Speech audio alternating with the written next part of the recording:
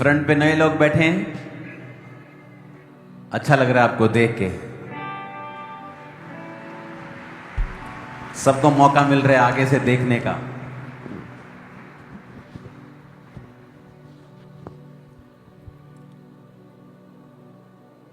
इस चर्च के लिए कुछ भी सरप्राइज नहीं है।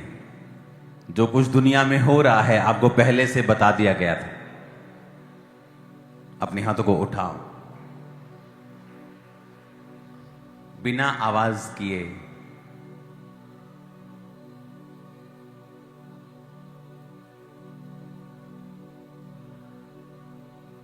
हम प्रार्थना करेंगे बिना आवाज की कि परमेश्वर, मैं अपने दिल, दिमाग, अपने रूह, जिस्म, जान को तेरे हाथों में सौंपता हूं। मैं जो कुछ भी सुनूं वो तेरी ओर से हो और मेरी आत्मिक उन्नति के लिए हो। प्रभु यीशु मसीह के सामर्थी नाम में हम मांगते हैं। एक इसकी गूंज हल्की सी कम करनी है। तुम्हारा सिंगिंग वाला माइक सिंगिंग नहीं है, प्रीचिंग वाला प्रीचिंग नहीं है।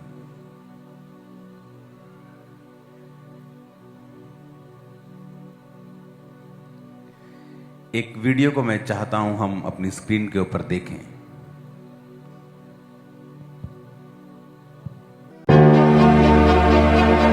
आने वाले समय के बारे में परमेश्वर अपने सच्चे दासों को पहले से बता देता है। जैसे कि परमेश्वर के दास प्रेरित अंकुर यूसुफ नरूला जी ने बीते कुछ सालों में से लगातार भविष्यवाणी करी कि आने वाले समय में बैंक्स में रखा हुआ पैसा सेफ नहीं है, और अलग अलग समय के ऊपर उन्होंने भविष्यवाणी करी। तो आइए उन भविष्यवाणी के शब्दों को पहले देखते हैं। बैंकों ਦੇ ਵਿੱਚ आने वाले टाइम 'ਚ पैसा रखना सेफ नहीं होएगा। किसी ने सोचा नहीं होगा कि ऐसा दा मैसेज भी चर्च दे सकती है कि आने वाले टाइम 'ਚ करंसी फेल होने वाली है, और ਉਹ ਲੋਕਾਂ ਨੂੰ ਝਟਕਾ ਲੱਗਣਾ ਜਿਨ੍ਹਾਂ ਦੇ ਸਾਰੇ ਪੈਸੇ ਬੈਂਕ ਦੇ ਵਿੱਚ ਨੇ। ਇੱਕ ਦਿਨ ਬੈਂਕ ਨੇ ਕਹਿਣਾ ਭਾਜੀ ਛੱਡੋ पिछला साडा भी जीरो हो गया, ਤੁਹਾਡਾ भी जीरो है। कि एक दिन आप सुबह उठोगे और बैंक वाले बोलेंगे आपके पैसे finish, cash finish, digital currency. एक दिन इंटरनेट खुलेगा और पता लगेगा कि जो हमने डिजिटल करेंसी खरीदी थी उसका तो नामो निशान भी आज इंटरनेट पे नहीं है। जो मैं आपको प्रोफेटिक वर्ड दे रहा हूं, अभी सालों से, जब वॉर क्या, अभी तब तो लोग झूम रहे थे मजे में। कोविड से पहले की बातें हैं ये, याद है कि नहीं याद है? सब कुछ इजाफे में था, प्लस था, बैंक अच्छे थे, लेकिन मैं कहा लोग डूबेंगे, बैंक डूबेंगे, सब कुछ हो रहा है वो। मैंने आपको बताया था कि अगर आपका सारा पैसा बैंकों में है तो आप एक डेंजरस पोजीशन में है। आपके पास लैंड होनी चाहिए, जमीन होनी चाहिए, सोना होना चाहिए, चांदी होनी चाहिए, पशु होने चाहिए, घर होने चाहिए। जिनके पास ये होंगे वो अमीर होंगे। आने वाले समय में जो इकोनॉमिक प्रॉब्लम्स होंगी उन्हें आप डिनाई नहीं कर सकते। प्रार्थना के बाद भी लोगों पर वो होंगी। मैं फिर कह रहा हूं, आने वाले समय में कौन बचेगा? जिसका पैसा बैंक में होगा वो नहीं। और आज परमेश्वर के दास के द्वारा बोले गए उन वर्ड्स को हम पूरा होते हुए देख रहे हैं। बैंक्स के बंद होने की न्यूज हम अलग अलग चैनल्स के ऊपर सुन रहे हैं। उनसे बैंक में पैसा रखे कि बैंक में पैसा रखना बंद कर दे। कल शादी है मेरी लड़की की, सीनियर सिटीजन है जिसका इंटरेस्ट के ऊपर ही घर चलता है। कब मिलेगा पैसा? सेविंग के बचत रहता है, इसकी वजह से हम लोग आके रखते हैं ना, इधर सेविंग करते हैं। बैंक में डालेगा अभी कौन? बैंक का ही सेफ्टी नहीं है। आई थिंक ये कल परसों की न्यूज है। आई थिंक 2-3 दिन 4 दिन पहले की। कुछ लोगों की प्रॉब्लम ये है कि जब उन्हें मैसेज दिया जाता है उन्हें तब समझ नहीं आता। इसको प्रीचिंग करो प्लीज, और अंदर से निकलो। चलो 10 लोग बाहर आओ, चलो। लेकिन जब उन्हें ये चीजें आती हैं नजर होते हुए कि अब पूरी हो रही हैं, फिर उन्हें समझ आता है, ओ ये तो हमें तब बताया गया था जब ऐसी कोई न्यूज नहीं थी, कोई चीज ऐसी नहीं थी।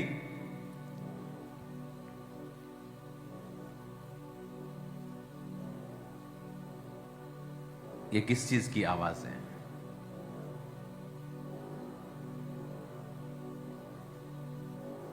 लास्ट में चेक करके आओ। हालेलुया। कितने मेरी बातों को समझ रहे हैं? अपने पड़ोसी को बोलो बड़े ध्यान से सुनना।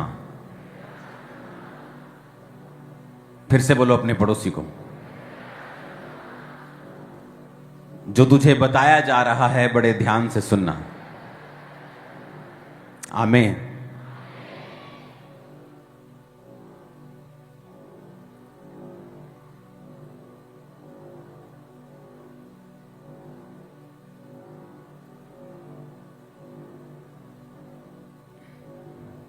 ऊंची आवाज में हालेलुया बोलो जरा। अब जो चीजें आप आज इंटरनेट पे होते हुए देख रहे हो फलाना एक्सपोज हो गया, ढमकाना, जब मैं ये चीजें बता रहा था तब लोग भाषण दे रहे थे प्यार के ऊपर।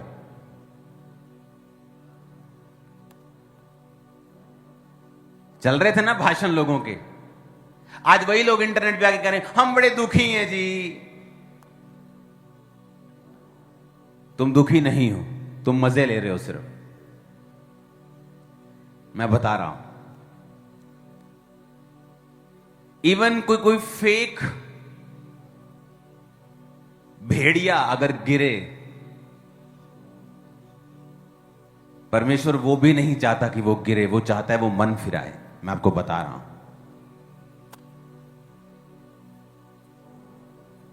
कोई पाप में जाकर गिर जाए और उसको सजा मिले तो परमेश्वर खुश नहीं है उसे सजा देके। मैं आपको यह भी बता रहा हूं, क्योंकि परमेश्वर यह चाहता है कि हम सब बचें। अगर कोई पाप में भी है, चाहे वो सेवक भी क्यों ना हो, वो भी बचे। इसलिए जो वर्तमान में हो रहा है मैं उस पर कभी भी रिएक्ट नहीं करता हूं, क्योंकि मुझे वही बोलना है जो पवित्र आत्मा ने मुझे बोला। और जब मैंने बोलना है, मुझे किसी की परवाह नहीं है कि कोई क्या भाषण दे रहा है प्यार के ऊपर। अब तुम्हारा प्यार कहां है? अब तुम भी वही चीज बोल रहे हो जो मैं 2 साल पहले बोल रहा था। कितने मेरी बात को समझ रहे हैं? अब तुम भी वही बोल रहे हो। प्रॉब्लम ये तुम्हारी स्पिरिचुअल आईज बंद हैं और मैं व्लॉगर की तरह नहीं हूं कि आज का व्लॉग और कल का व्लॉग, आज क्या हो रहा है और कल क्या हो रहा है। हम परमेश्वर के दास हैं, हमें आने वाले समय में दिखता है ये होगा और ये होगा, ये होगा, ऐसा ही होगा। अगर आप इस वीडियो को दोबारा चला के देखा, मैंने कहा सुबह एक दिन आप उठेंगे और आपको मालूम होगा कि आप अपने बैंक में से पैसा नहीं निकाल सकते।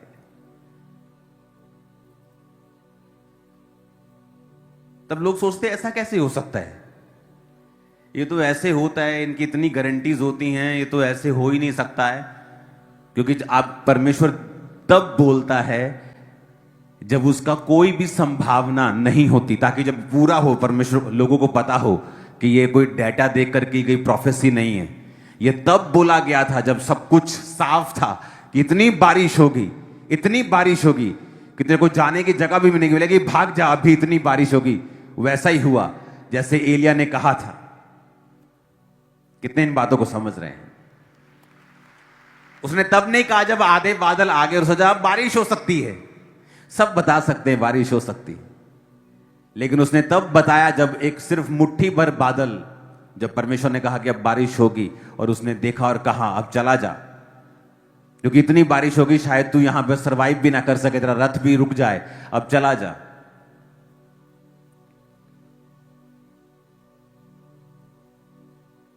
कुछ लोग गिरने पर किसी के आनंद मनाते हैं। क्या यह भी शैतानी नहीं है?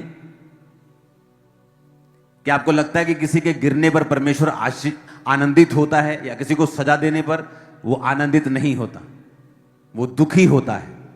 लेकिन अब ये उस बंदे की चॉइस है कि वो कैरेक्टर में ढीला है या कैरेक्टर में सही नहीं है, उसने पवित्रताई को छोड़ दिया है। ये उसकी चॉइस है। परमेश्वर इससे दुखी है और वो चाहता है हर बंदा, हर पास्टर, हर प्रॉफिट, हर अपोस्टल, हर सेवक बचे।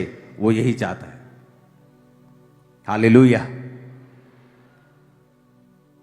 लेकिन लोग, अगुवाई करने वाले भी कई बार अंधे हैं। जब उनको सालों पहले बातें बताई जाती हैं, वो बोलते नहीं, इनमें प्यार नहीं है। अब वही बात तुम बोल रहे हो, अब अपने वचन को मैच कर लो जो तुमने 2 साल पहले कहा था। मैच नहीं होगा तुम्हारा, लेकिन मेरा वही है जो 2 साल पहले भी था और आज भी है। मेरा चेंज नहीं हुआ। तुम्हारे कहने से भी बदला नहीं, लोगों के ओपिनियन से बदला नहीं, क्योंकि आप अगर परमेश्वर के करीब हैं, आपको वो बोलना है और उस पर खड़े रहना होता है जो परमेश्वर ने आपको कहा है। कोई मायने नहीं करता डेटा क्या बोलता है, दुनिया क्या कहती है, लोग क्या कहते हैं, यहां तक कि परिवार भी क्या कहता है। आपको वो कहना है जो परमेश्वर कहते हैं, क्योंकि आप इमीडिएट उसका रिजल्ट क्या आता है, कई बार हम उस पर कॉन्सेंट्रेट करते हैं। लेकिन परमेश्वर का जो दर्शन और उसका विजन और उसकी जो योजना होती है वो लंबे समय के लिए होती है, लास्ट तक, जनरेशंस तक होती है। हालेलुया। आपको जितनी इंस्ट्रक्शंस दी गई हैं फाइनेंस के रिगार्डिंग, लाइफ के रिगार्डिंग, आने वाले समय में जो होने वाला है, जो हो रहा है, उसके रिगार्डिंग, अगर आप उन इंस्ट्रक्शंस को फॉलो ही करने लग जाए ना, आपकी लाइफ बेटर के बाद बेटर होगी। आप विक्टिम नहीं होंगे शैतान के, परिस्थितियों के, इकोनॉमी के, घटनाओं के, दुर्घटनाओं के। आप बचेंगे, आगे बढ़ेंगे। दलेरी आपका हिस्सा होगी, सामर्थ्य आपका हिस्सा होगी और खुदावन सिखाएगा आपको। कई बार चीजें आपको अब समझ नहीं आती, जो आपकी लाइफ में घट रहा होता है तब समझ नहीं आता, क्योंकि हर एक चीज का एक सीजन होता है। बाइबल कहती है जो परमेश्वर का भय मानते हैं, उसकी आज्ञाओं पर चलते हैं, वो बहती हुई नदियों के किनारे लगे के पेड़ की तरह है। लेकिन फल वो समय पे ही देता है। इसका मतलब ये नहीं कि नदी के किनारे लगा है तो हर टाइम फल लाएगा। परमेश्वर ने कहा वो अपनी ऋतु पर फलता है और फल देता है। और परीक्षा भी ऐसे ही होती है। अगर आप मसीह में हैं तो ऐसा, इसका मतलब ये नहीं कि हर टाइम आप परीक्षा में रहेंगे, लेकिन एक समय होगा जब आप आनंद मनाते हुए, इंजॉय करते हुए आगे बढ़ते हैं। एक समय होता है जब परीक्षाएं आती हैं। एक समय था जब परीक्षा आई कि जिस बिजनेस की मैं टेस्टिमनी दे रहा हूं, उस बिजनेस पे शैतान ने अटैक किया और उसको तबाह कर दिया। लाखों करोड़ों रुपया हमारी आंखों के ऐसे सामने जला और हम कुछ नहीं कर पाए। शहर में दंगे चल रहे थे, फायर ब्रिगेड्स नहीं आई, जितनी सबमर्सिबल थे ऑन कर दिए, पाइप्स लगा दी, सब कुछ कर लिया, लेकिन वो कुछ नहीं बचा। 95-97% सामान सारा खत्म हो गया था, और वो भी अपने टाइम के पीक, बिजनेस पीक के ऊपर। तो जिस परमेश्वर ने दिया वो ऐसा अलाउ क्यों करेगा कि वो चीज खत्म हो जाए? लेकिन कई बार परमेश्वर आपको परखता है और तब समझ नहीं आता। तब वो समय होता है जब हमें परमेश्वर के वचन को सहारा मानकर चलना होता है कि परमेश्वर कहता है सब बातें मिलकर भलाई को पैदा करती हैं जो मसीह यीशु से प्रेम करते हैं। हो सकता है शायद वो बिजनेस अगर इतना ही ज्यादा ग्रो कर जाता तो मेरी फैमिली शायद कभी भी मसीह में ना आ पाती, या कभी भी सेवकाई में ना आ पाती, या मैं इतनी डेडिकेट तरीके से आगे ना बढ़ पाता। कुछ भी हो सकता था, लेकिन वो एक जरिया था परमेश्वर ने जिसे इस्तेमाल किया, मुझे परखा और मुझे आगे बढ़ाया। और वो साल था 2009 जहां से बड़ी चर्च की नींव पड़ गई थी। चर्च तो चल रही थी 2-4 साल से, लेकिन अब बड़ी चर्च की नींव पड़ गई थी कि हाँ ये चर्च वचन में मजबूत है। ये सिर्फ मिरेकल से और जीसस से और सिर्फ गवाहियों से प्यार नहीं करती, ये परमेश्वर के वचन पे चलने वाली चर्च है। हालेलुया। ऊंची आवाज में हालेलुया खड़काओ जरा। आमीन, आमीन। वो आपको समझाता है पल पल, जब आप उसके साथ सहभागिता रखते हैं, समय बिताते हैं, वचन पे चलना चाहते हैं, पवित्रताई में चलना चाहते हैं, वो आपको गाइड करता है। हालेलुया। प्रकाशित वाक्य 12 उसकी 11 आयत में लिखा है, वो मेमने के लहू के कारण और अपनी गवाही के वचन के कारण उस पर जयवंत हुए और उन्होंने अपने प्राणों को प्रिय ना जाना और यहां तक कि मृत्यु भी सह ली। अगर इसको हम एम्पलीफाइड बाइबल की है अगर वर्स, तो उसमें पढ़ेंगे। ये एम्पलीफाइड का मतलब है कि इसमें थोड़ा सा लंबी लाइन होती है और इसको थोड़ा सा एक्सप्लेन ज्यादा किया होता है। And they have overcome, conquered him by means of the blood of the lamb and the utterance of their testimony, for they did not love adding to life even when they faced with death, holding their lives cheap till they had to die for their witnessing. कहता holding their lives cheap, अपनी जिंदगी को सस्ता समझने वाले लोग और परमेश्वर के वचन को ऊपर रखने वाले लोग, कहता वो ही शैतान के ऊपर फतह पाएंगे। जो अपने जीवन को क्या समझेंगे? सस्ता। जो अपने जीवन को महंगा समझते हैं, ओ अगर चर्च में गए तो मेरा सरपंच मुझे छोड़ देगा, मेरी पंच की कुर्सी चली जाएगी, मेरे एमएलए साहब नाराज हो जाएंगे और मेरी बुआ नाराज हो जाएगी। अपनी लाइफ को वो चीप नहीं समझते। परमेश्वर कहता जो अपनी लाइफ को होल्डिंग देयर लाइव्स चीप, सस्ता समझते हैं, जो अपनी जिंदगियों को, परमेश्वर ने कहा यीशु के लहू के कारण, गवाही के वचन के कारण, क्योंकि वो अपनी जिंदगियों को सस्ता समझते हैं, और जब परमेश्वर के वचन पे चलने की बारी आती है वो इसको दांव पर भी लगा देते हैं।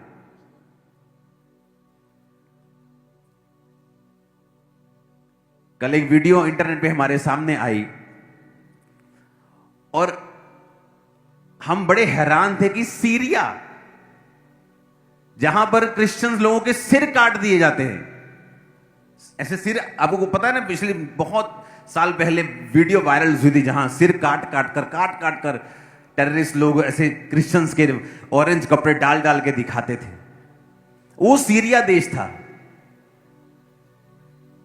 जब पौलुस जा रहा था दमिश्क के नजदीक तो कलीसिया को सताने के लिए, तो यीशु मसीह वहां प्रकट हुए थे, और जब वो अंधा हो गया था और परमेश्वर ने कहा था अब जा, दमिश्क में वो चला गया और वहां पर एक गली जो सीधी कहलाती है, उस गली का नाम है स्ट्रेट स्ट्रीट, सीधी गली, और वहां पे परमेश्वर ने अपने दास अनन्यास को कहा था कि पौलुस के ऊपर हाथ रख। तो उसने कहा था प्रभु वो तो तेरा विरोधी है। परमेश्वर का नहीं, वो मेरा चुना हुआ पात्र है, उस पे हाथ रख, वो देखने लगेगा। आज भी वो जगह वहीं मौजूद है, सीरिया में सीधी गली आज भी वहां मौजूद है। अनन्यास का घर, वहां चर्चिस हैं। एक गांव वहां पे है जहां 90% लोग क्रिश्चियन हैं, और जीसस क्राइस्ट की भाषा जो यीशु मसीह बोलते थे वहां बोली जाती है सारे विलेजर्स के द्वारा आज भी। और हमने, जब वो वीडियो वैसे ही मेरे सामने आ गई, मैंने अपनी वाइफ को दिखाया, मैंने कहा ये देखो कितनी शानदार चीज है। हमने अपने बच्चों को बुला लिया, हमने कहा आओ मैं तुम्हें चीज दिखाऊं एक। वो देखो वही गली जो सीधी कहलाती है, जहां पर पौलुस जब अंधा हो गया था और वहां पर अनन्यास ने उस पर हाथ रखे थे, ये देखो वो गली आज भी वहां मौजूद है। और कोई सोच नहीं सकता कि इतना कट्टर वो मुस्लिम देश है, लेकिन वहां पर 10% क्रिश्चियन लोग हैं, और उस गांव में 90% लोग क्रिश्चियन हैं, और यीशु मसीह की भाषा बोलते, जो जीसस क्राइस्ट बचपन से बोलते थे, आज भी उसी भाषा में वहां प्रार्थना होती है।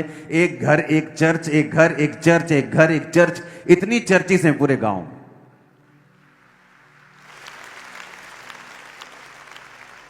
और हम देख के आनंद ले रहे थे, दिल करता था वीडियो खत्म ही ना हो कभी भी। परमेश्वर ने कहा अपनी गवाही के वचन के कारण, मैं प्रार्थना कर रहा था पंजाब के लिए, और जो डिपोर्ट होके लोग वापस आ रहे हैं उनके लिए, उनके परिवारों के लिए। आप जानते परमेश्वर ने मुझे, मैं प्रभु से कह रहा, प्रभु मुझे क्या सोल्यूशन देते हो आप, हम पंजाबियों को क्या करना चाहिए।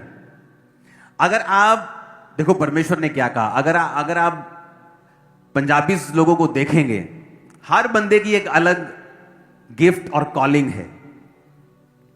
अगर आप पंजाबियों को देखेंगे, पंजाबियों में हरियाणवी भी आ जाते हैं, है ना, हिमाचल रीजन के भी लोग, क्योंकि सभी ये पंजाब का हिस्सा थे। तो पंजाबी मतलब सिर्फ पंजाब के लोग नहीं, मतलब हम नॉर्थ इंडियंस में बहुत सारा हिस्सा। अगर आप इनकी बिल्ड को देखेंगे, अगर आप इनके शरीर को देखेंगे, तो ये स्ट्रॉन्ग शरीर के मालिक होते हैं, जीन्स ही ऐसे हैं इनके। अगर आप नोटिस करेंगे इन लोगों को, बॉलीवुड में कौन है सबसे ज्यादा? पंजाबीज। धर्मेंद्र जी, जितेंद्र जी, कौन है? सब लोग पंजाबी लोग हैं। बिजनेसमैन में कौन आगे हैं? बहुत लोग पंजाबी हैं। वर्ल्ड बैंक का सीईओ अपना सिख बंदा है, पंजाबी है। पंजाबी क्यों बाहर जाते हैं आपको मालूम? पंजाबी और गुजराती सबसे ज्यादा बाहर जाते हैं। क्यों? पंजाबी एक एक्सट्रीम कॉम है, जो हर काम के एंड में पहुंचना चाहते हैं, या तो कुछ नहीं करना या सीधा चंद्रमा के ऊपर। हालेलुया। या तो कुछ नहीं करना या पूरा फिर सिरा हिला देना, आप काम खत्म। सुनो मेरी बात, नशे करने में क्यों इन लोगों को बोले नशे करते हैं? क्योंकि पंजाबी जो है ये अग्रेसिव और मतलब ताकतवर और जल्दी डिसीजन लेने वाली कौम है। पूरे देश में देखो पॉलिटिकली जो भी चलता हो, पंजाब उसमें नहीं होता, ये अलग ही चलता है, इसका अलग ही चल रहा है सिस्टम। कितने मेरी बात को समझ रहे हैं? अगर आप पंजाबियों को देखो, इनकी जो बिल्टअप है वो स्ट्रांग है। मैं आपको ये बात कह रहा हूं, अगर सरकारें पंजाबियों को, ये रीजन के लोग, हरियाणवी, पंजाबी, हमारे लोग जो हिमाचली, इस रीजन के लोगों को अगर स्पोर्ट्स में लगा दे, मैं आपको कह रहा हूं ये रीजन पूरी दुनिया का नंबर 1 होगा स्पोर्ट्स में। मैं आपको बता रहा हूं फ्यूचर में। प्रॉब्लम कहां है? गवाही की प्रॉब्लम है। प्रॉब्लम कहां है? गवाही की। क्या गवाही है? आप इंटरनेट खोलो, बंदा केले बेच रहा है, केले, और उसकी वीडियो चल रही है। आप क्या थे? मैं जी नेशनल लेवल का मुक्केबाज था, और बेच क्या रहा है वो? केले बेच रहा है। मतलब मेरे जैसा अगर यूथ, मेरे तो बड़ा हो गया, आप चलो कोई यूथ देख रहा है जिसने अब जाना है कि मैं 12th के बाद क्या, कौन से स्पोर्ट्स में जाऊं, मैं बीए में कौन सी स्पोर्ट्स चूज करूं, वो देखता है यार ये आदमी नेशनल लेवल का मुक्केबाज होकर अगर केले बेच रहा है, तो मैं भी केड़ा केले बेचने, मैं भी कुछ और करता, मैं फॉरेन जाना है, मैं बिजनेस करता है, मैं कुछ और करता। कितने मेरी बात समझ रहे हैं? टेस्टमनी खराब हो गई कि अगर एक बंदा उठे और कहे मैं नीरज चोपड़ा गोल्ड लेके आया, मालूम है कि नहीं, आप उसकी गवाही सुनो। वो कोई शुरू से जेवलिन थ्रो थोड़ी करने वाला था। वो कहता था कि मैं गया, मैं स्पोर्ट्स में मैंने ये भी ट्राई किया, मैंने ये किया, मैंने सोचा ये ठीक है, ये कर लेता हूं। अब आदमी जितने भी हमारे रीजन के वो स्ट्रांग है, अगर एक चीज में घुसेंगे तो उसका रिजल्ट आएगा ही आएगा। अगर पंजाबियों को घुसाना है स्पोर्ट्स में, मैं आपको बता रहा हूं, ये चाइना को, यूएसए को, ये कनाडा को, ऑस्ट्रेलिया को, सबको पीछे कर देंगे, नंबर 1 में हो जाएंगे, मैं आपको बता रहा हूं। लेकिन सरकार को काम करना पड़ेगा और हजारों करोड़ इन्वेस्ट करना पड़ेगा, अभी से शुरू करना पड़ेगा। बातों से कुछ नहीं होगा।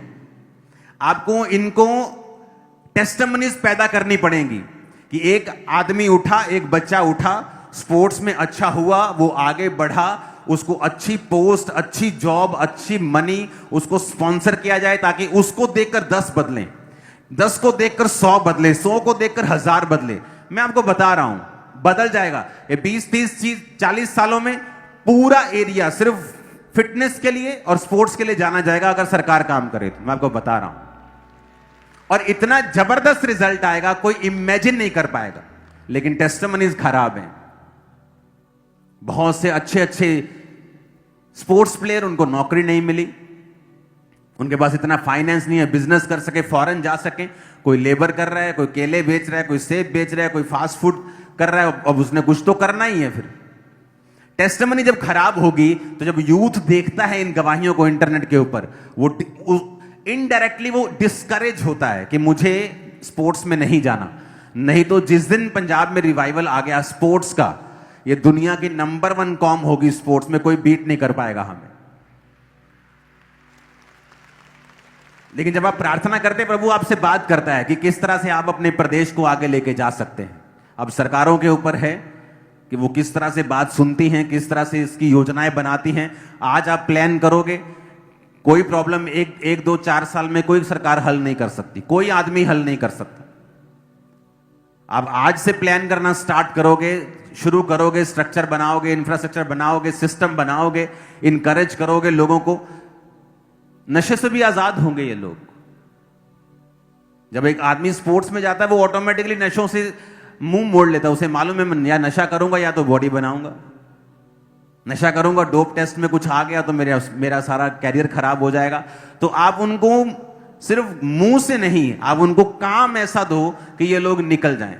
अगर आपको अपनी जिंदगी में पेशेंस देखना हो ना, पेशेंस, मैं तो ये कहता हूं कि हर बंदे को, एक आदमी, औरत को औरत, आदमी को आदमी, एक दोस्त जरूर बनाना चाहिए यूपी, बिहार और वेस्ट बंगाल साइड का। पता है क्यों?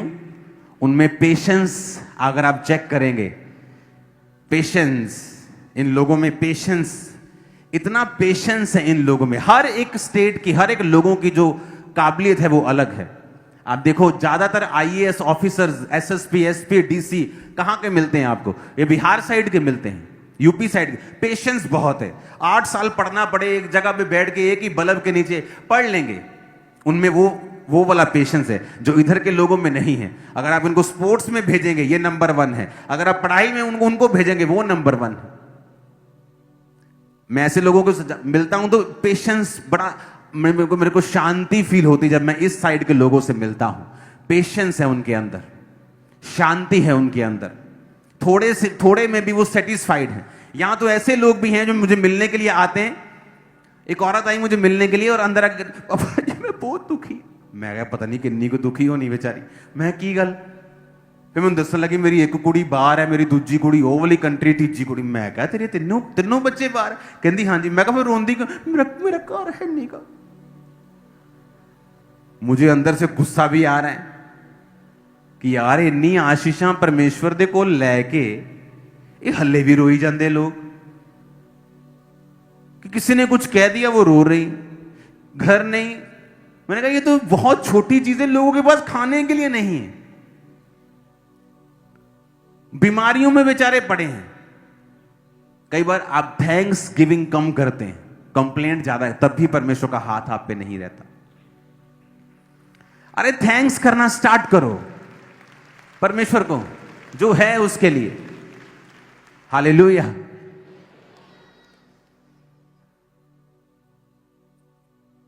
टेस्टिमनी, पंजाब पीछे क्यों है, रीजन पीछे क्यों है स्पोर्ट्स में? टेस्टिमनीज नहीं है यहां पे। फॉरेन में चले जाओ, टेस्टिमनीज है। जिसने एक बार स्पोर्ट्स में कुछ कर लिया वो कभी भी भूखा नहीं मरता, हाई लेवल पे जाता है किसी भी स्पोर्ट्स में।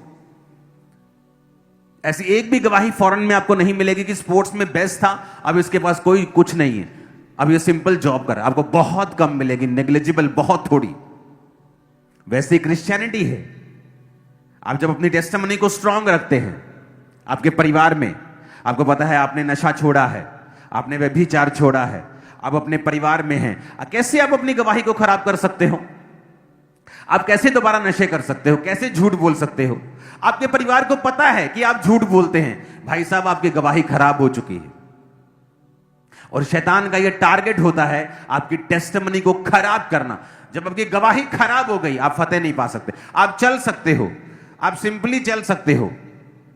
एक मां जिसका बच्चा कोई काम धंधा नहीं करता, मंद बुद्धि है, या उसको कोई फिजिकल प्रॉब्लम है या मेंटल प्रॉब्लम है, वो उसको खाना पीना देना बंद थोड़ी करती है। उसी तरह से आप जिंदगी में जीतते नहीं हो, खाना पीना परमेश्वर देता रहता है आपको, लेकिन आपको मालूम होता है कि आपकी गवाही अगर खराब है आप जयवंत जीवन कभी भी नहीं जी सकते। आपको कभी महसूस नहीं होगा कि हेवन आपके लिए ओपन हुआ है, परमेश्वर ने कोई बड़ा काम आपको कभी महसूस नहीं होगा, और ना ही ऐसा होगा। क्यों? गवाही को खराब करने के कारण।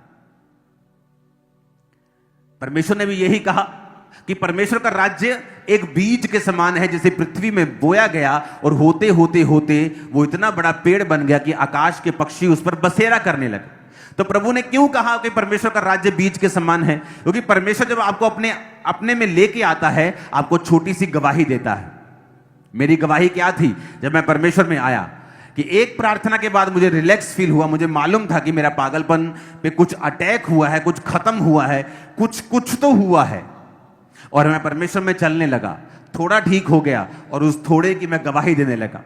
शैतान क्या करता है? आपके गवाही के ऊपर अटैक करता है। बहुत बार आप हीलिंग की टेस्टिमनी देंगे और शैतान उस हीलिंग पे फिर अटैक करता है। और अगर आपको मालूम नहीं होगा कि इस टेस्टिमनी को देने से मैं शैतान पर फतेह प्राप्त कर सकता हूं, इसीलिए वो उस पर अटैक कर रहा है, और जब वो अटैक करता है आपको लगता है नहीं मैं तो हील हुआ ही नहीं था, मैंने तो गलत टेस्टिमनी दे दी।